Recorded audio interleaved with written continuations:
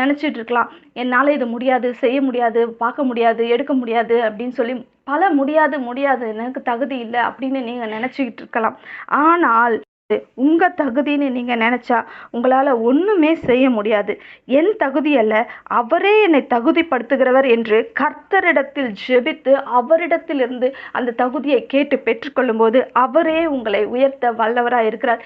எந்த இடத்துல உங்களால உயரவே முடியாது, எந்த இடத்துல ஒரு வேலையை செய்யவே முடியாதுன்னு நீங்க ரிஜெக்ட் பண்ணப்பட்டீங்களோ அந்த இடத்துல அந்த வேலையில தேவன் உங்களை தகுதிப்படுத்தி உங்களை உயர்த்த அவர் வல்லவராக இருக்கிறார்.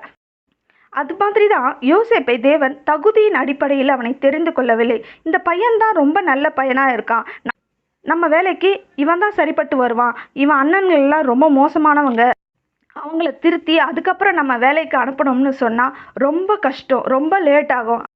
அதனால் ஈஸியாக யோசேப்பை வச்சு